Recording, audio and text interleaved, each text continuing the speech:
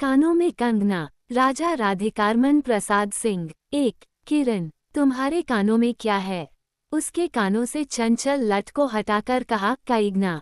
अरे, कानों में कंगना। सचमुच 2 कंगन कानों को घेर कर बैठे थे। हाँ, तब कहाँ पहनूं? किरण अभी भोरी थी। दुनिया में जिसे भोरी कहते हैं वैसी भोरी नहीं। उसे वन के फूलों का भोलापन समझो। नवीन चमन के फूलों की भंगी नहीं, विविध खाद या रस से जिनकी जीविका है, निरंतर काट छांट से जिनका सौंदर्य है, जो 2 घड़ी चंचल चिकने बाल की भूषा है, 2 घड़ी तुम्हारे फूलदान की शोभा। वन के फूल ऐसे नहीं, प्रकृति के हाथों से लगे हैं, मेघों की धारा से बड़े हैं। चतुर दृष्टि इन्हें पाती नहीं, जगदवायु इन्हें छूती नहीं। ये सरल सुंदर सौरभ में जीवन है। जब जीवित रहे तब चारों तरफ अपने प्राणधन से हरे भरे रहे, जब समय आया तब अपनी माँ की गोद में झड़ पड़े। आकाश स्वच्छ था, नील, उदार, सुंदर। पत्ते शांत थे। संध्या हो चली थी। सुनहरी किरणें सुदूर पर्वत की चूड़ा से देख रही थीं। वो पतली किरण अपनी मृत्यु शैया से इस शून्य निविड़ कानन में क्या ढूंढ रही थी, कौन कहे। किसी एकटक देखती थी, कौन जाने। अपनी लीला भूमि को स्नेह करना चाहती थी या हमारे बाद वहाँ क्या हो रहा है इसे जोहती थी, मैं क्या बता सकूं। जो हो उसकी उस भंगी में आकांक्षा अवश्य थी। मैं तो खड़ा खड़ उन बड़ी आंखों की किरण लूटता था। आकाश में तारों को देखा या उन जगमग आंखों को देखा, बात एक ही थी। हम दूर से तारों के सुंदर शून्य झिकमिक को बार बार देखते हैं, लेकिन वह सस्पन निश्चेष्ट ज्योति सचमुच भावहीन है या आप ही आप अपनी अंतर लहरी से मस्त है, इसे जानना आसान नहीं। हमारी ऐसी आंखें कहाँ कि उनके सहारे उस निगूढ़ अंतर में डूबकर थाह लें। मैं रसाल की डोली थामकर पास ही खड़ा था। वह बालों को हटाकर कंगन दिखाने की भंगी प्राणों में रह रहकर उठती थी। जब माखन चुराने वाले ने गोपियों के सर के मटके को तोड़कर उनके भीतर किले को तोड़ डाला, या नूरजहां ने अंचल से कबूतर को उड़ाकर शाहनशाह के कठोर हृदय की धज्जियां उड़ा दी, फिर नदी के किनारे बसंत बल्लभ रसाल पल्लवों की छाया में बैठी किसी अप्रूप बालिका की यह सरल स्निग्ध भंगिमा एक मानव अंतर पर क्यों न दौड़े। किरण इन आंखों के सामने प्रतिदिन आती ही जाती थी। कभी आम के टिकोरे से आंचल भर लाती, कभी मौलसिरी के फूलों की माला बना लाती, लेकिन कभी भी ऐसी बाल सुलभ लीला आंखों से होकर हृदय तक नहीं उतरी। आज क्या था, कौन शुभ या अशुभ क्षण था कि अचानक वह बनेली लता मंदार माला से भी कहीं मनोरम दिख पड़ी। कौन जानता था कि चाल से कुचल जाने में, हाथों से कंगन भूलकर कानों में पहनने में इतनी माधुरी है। 2 टके के कंगने में इतनी शक्ति है। गोपियों को कभी स्वप्न में भी नहीं झलका था कि बांस की बांसुरी में घूंघट खोलकर नचा देने वाली शक्ति भरी है। मैंने झटपट उसके कानों से कंगन उतार लिया, फिर धीरे धीरे उसकी उंगलियों पर चढ़ाने लगा। न जाने उस घड़ी कैसी खलबली थी, मुंह से अचानक निकल आया, किरण, आज की यह घटना मुझे मरते दम तक न भूलेगी। ये भीतर तक बैठ गई। उसकी बड़ी बड़ी आंखें और भी बड़ी हो गई। मुझे चोट सी लगी। मैं तत्क्षण योगीश्वर की कुटी की तरफ चल दिया। प्राण भी उसी समय नहीं चल दिए, यही विस्मय था। 2 एक दिन था कि इसी दुनिया में दुनिया से दूर रहकर लोग दूसरी दुनिया का सुख उठाते थे। हरिचंदन के पल्लवों की छाया भूलोक पर कहाँ मिले, लेकिन किसी समय हमारे यहाँ भी ऐसे वन थे जिनके वृक्षों के साए में घड़ी निवारने के लिए स्वर्ग से देवता भी उतर आते थे। जिस पंचवटी का अनंत यौवन देखकर राम की आंखें भी खिल उठी थीं, वहां के निवासियों ने कभी अमृतरू के फूलों की माला नहीं चाही, मंदाकिनी के छींटों की शीतलता नहीं ढूंढी। नंदनोपवन का सानी कहीं वन भी था। कल्पवृक्ष की छाया में शांति अवश्य है, लेकिन कदम की छहियां कहाँ मिल सकती। हमारी तुम्हारी आंखों ने कभी नंदनोत्सव की लीला नहीं देखी, लेकिन इसी भूतल पर एक दिन ऐसा उत्सव हो चुका है जिसको देख देखकर प्रकृति तथा रजनी 6 महीने तक ठगी रहीं। शत शत देवांगनाओं ने पारिजात के फूलों की वर्षा से नंदन कानन को उजाड़ डाला। समय ने सब कुछ पलट दिया। अब ऐसे वन नहीं जहां कृष्ण गोलोक से उतरकर 2 घड़ी वंशी की टेर दें। ऐसे कुटीर नहीं जिनके दर्शन से रामचंद्र का भी अंतर प्रसन्न हो, या ऐसे मुनीश नहीं जो धर्मधुरंधर धर्मराज को भी धर्म में शिक्षा दें। यदि 1-2 भूले भटके हों भी, तब अभी तक उन पर दुनिया का पर्दा नहीं उठा, जगन्माया की माया नहीं लगी। लेकिन वे कब तक बचे रहेंगे? लोक अपने यहाँ अलौकिक बातें कब तक होने देगा? भवसागर की जल तरंगों पर थिर होना कब संभव है? ऋषिकेश के पास एक सुंदर वन है, सुंदर नहीं अपरूप सुंदर है। वह प्रमोदवन के विलास निकुंजों जैसा सुंदर नहीं, वरंच चित्रकूट या पंचवटी की महिमा से मंडित है। अपनी चांदनी में बैठकर कनक भूभरू की इच्छा नहीं होती, वरंच प्राणों में एक ऐसी आवेश धारा उठती है जो कभी अनंत साधना के कूल पर पहुंचाती है, कभी जीव जगत के एक एक तत्व से दौड़ मिलती है। गंगा की अनंत गरिमा, वन की निविड़ योग निद्रा वहीं देख पड़ेगी। कौन कहे वहां जाकर यह चंचल चित्त क्या चाहता है, गंभीर अलौकिक आनंद या शांत सुंदर मरण। इसी वन में एक कुटी बनाकर योगीश्वर रहते थे। योगीश्वर योगीश्वर ही थे, यद्यपि वह भूतल ही पर रहते थे, तथापि उन्हें इस लोक का जीव कहना यथार्थ नहीं था। उनकी चित्तवृत्ति सरस्वती के श्रीचरणों में थी या ब्रह्मलोक की अनंत शांति में लिपटी थी। और वह बालिका स्वर्ग से एक रश्मि उतरकर उस घने जंगल में उजेला करती फिरती थी। वह लौकिक मायाबद्ध जीवन नहीं था, इसे बंधन रहित बाधाहीन नाचती किरणों की लेखा कहिए, मानो निर्मुक्त चंचल मलय वायु फूल फूल पर, डाली डाली पर डोलती फिरती हो, या कोई मूर्तिमान अमर संगीत बेरोकटोक हवा पर या जल की तरंग भंग पर नाच रहा हो। मैं ही वहाँ इस लोक का प्रतिनिधि था। मैं ही उन्हें उनकी अलौकिक स्थिति से इस जटिल मर्त्य राज्य में खींच लाता था। कुछ साल से मैं योगीश्वर के यहाँ आता जाता था। पिता की आज्ञा थी कि उनके यहाँ जाकर अपने धर्म के सब ग्रंथ पढ़ डालो। योगीश्वर और बाबा लड़कपन के साथी थे, इसलिए उनकी मुझ पर इतनी दया थी। किरण उनकी लड़की थी। उस कुटीर में एक वही दीपक थी।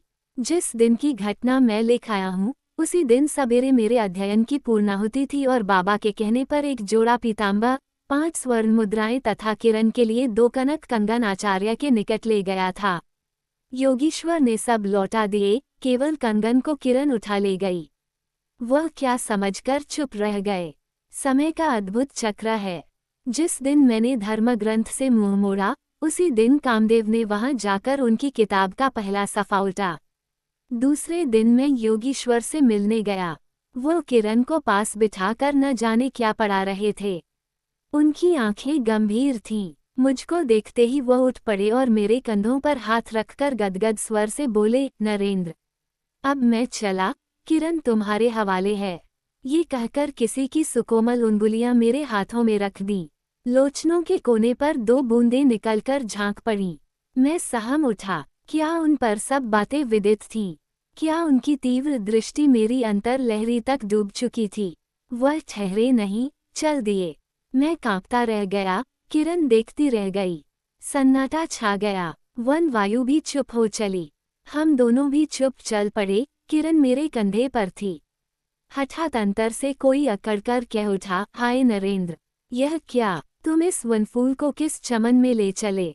इस बंधन विहीन स्वर्गीय जीवन को किस लोकजाल में बांधने चले? 3 कनकड़ी जल में जाकर कोई स्थायी विवर नहीं फोड़ सकती।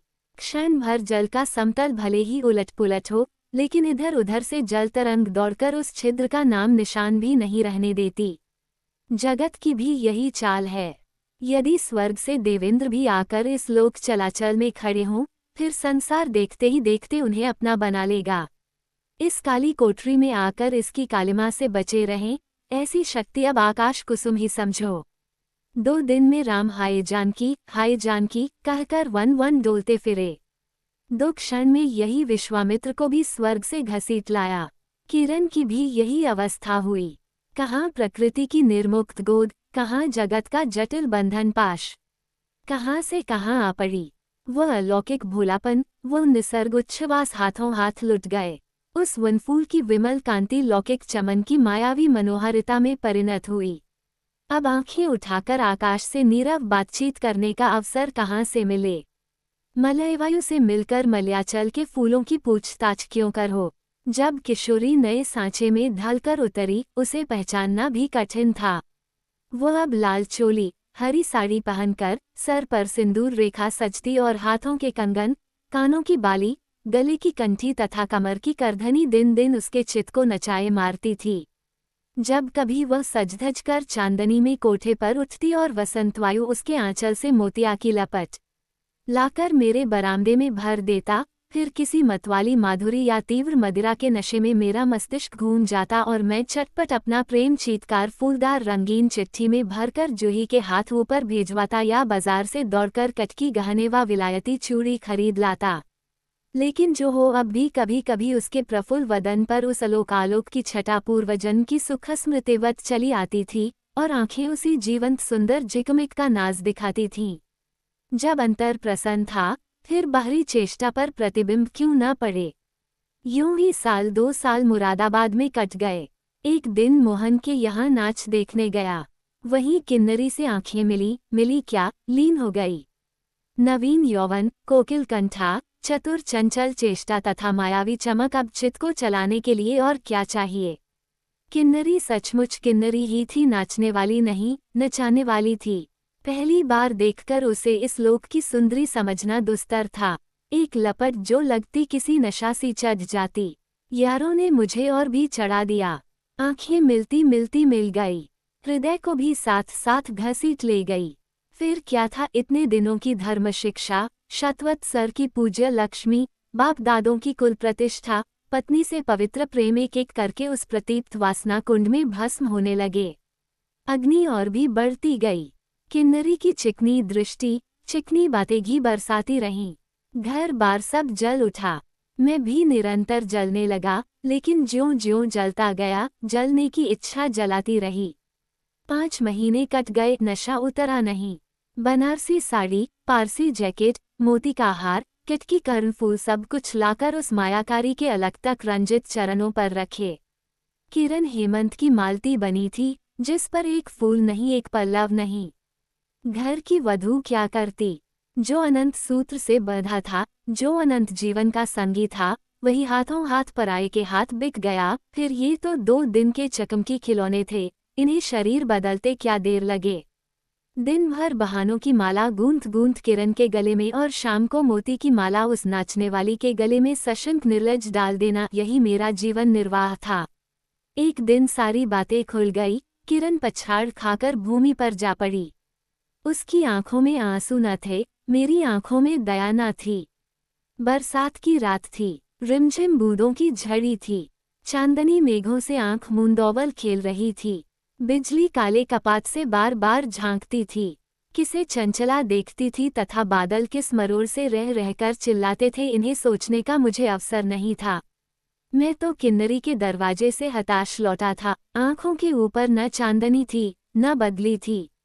त्रिशंकु ने स्वर्ग को जाते जाते बीच में ही टंककर किस दुख को उठाया, और मैं तो अपने स्वर्ग के दरवाजे पर सर रखकर निराश लौटा था। मेरी वेदना क्यों न बड़ी हो।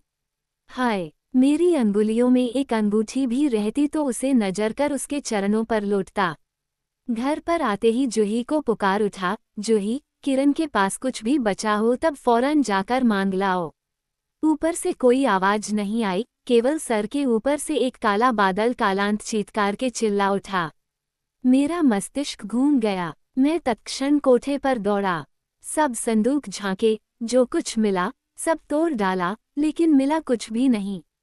अलमारी में केवल मकड़े का जाल था। श्रृंगार बक्स में एक छिपकली बैठी थी। उसी दम किरण पर झपटा। पास जाते ही सहम गया। वो एक तकिए के सहारे निस्सहाया निस्पंद लेटी थी। केवल चांद ने खिड़की से होकर उसे गोद में ले रखा था और वायु उस शरीर पर जल से भिगोया पंखा झल रही थी। मुख पर एक अपरूप छटा थी। कौन कहे, कहीं जीवन की शेष रश्मि क्षण भर वहीं अटकी हो। आंखों में एक जीवन ज्योति थी। शायद प्राण शरीर से निकलकर किसी आश्रय से वहां बैठ रहा था। मैं फिर पुकार उठा, किरण, किरणा, तुम्हारे पास कोई गहना भी रहा है। हाँ, क्षीण कंठ की काकली थी। कहाँ है, अभी देखने दो। उसने धीरे से घूंघट सरका कर कहा, वही कानों का कंगना। सर तकिए से ढल पड़ा, आंखें भी झिप गई। वह जीवंत रेखा कहाँ चली गई। क्या इतने ही के लिए अब तक ठहरी थी। आंखें मुख पर जा पड़ी, वहीं कंगन थे, वैसे ही कानों को घेर कर बैठे थे। मेरी स्मृति तड़ित वेग से नाच उठी। दुष्यंत ने अंगूठी पहचान ली। भूली शकुंतला उस पल याद आ गई, लेकिन दुष्यंत सौभाग्यशाली थे, चक्रवर्ती राजा थे, अपनी प्राणप्रिया को आकाश पाताल छानकर ढूंढ निकाला। मेरी किरण तो इस भूतल पर न थी कि किसी तरह प्राण देकर भी पता पाता। परलोक से ढूंढ निकालूं ऐसी शक्ति इस दीनहीन मानव में कहाँ। चढ़ा नशा उतर पड़ा, सारी बातें सूझ गई, आंखों पर की पट्टी खुल पड़ी। लेकिन हाय, खुली भी तो उसी समय जब जीवन में केवल अंधकार ही रह गया।